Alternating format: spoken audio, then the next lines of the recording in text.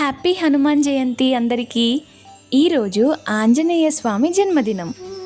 ఈరోజు హనుమంతుని పూజించడం, హనుమాన్ చాలీసా పారాయణ చేయడం, ఉపవాసం ఉండడం, పండ్లు, లడ్డూలు, బూందీ వంటి తీపి వస్తువులను సమర్పించడం వంటివి చాలా విశిష్టత కలిగి ఉంటాయి. మీలో ఎంతమంది ఈరోజు టెంపుల్కి వెళ్ళారు? నేనైతే మార్నింగ్ ఆఫీస్కి వెళ్ళే దారిలోనే మాకు టెంపుల్ ఉంటుంది.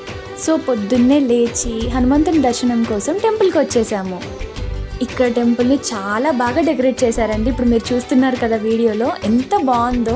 అక్కడ అట్మాస్ఫియర్ అంతా ఒక్కసారి టెంపుల్లోకి ఎంటర్ అవ్వగానే అన్ని పాజిటివ్ వైబ్స్ అన్నమాట. దర్శనానికి చాలా పెద్ద లైన్ ఉంది. దర్శనం కోసం చాలాసేపు లైన్లో వెయిట్ చేశామండి. చాలా రష్ ఉంది టెంపుల్లో. ఇంతసేపు బయట కష్టపడ్డా ఆ కష్టమంతా లోపలికి వెళ్ళి ఆంజనేయ స్వామి దర్శనం తర్వాత తీరిపోవాల్సిందే. ఇప్పుడు మీరు చూస్తుంది టెంపుల్ లోపలండి, ఎంత బాగుందో కదా. నమ్మిన వారికి నేనున్నానంటూ వరాలు ఇచ్చే దేవుడు అభయాంజనేయుడు. శ్రీరాముడిని నమ్మిన భక్తాంజనేయుడు సింధూర ప్రియుడు. ఒక్కసారి మాల ధరించి అంజన్న అని పిలిస్తే పలుకుతాడనే నమ్మకం.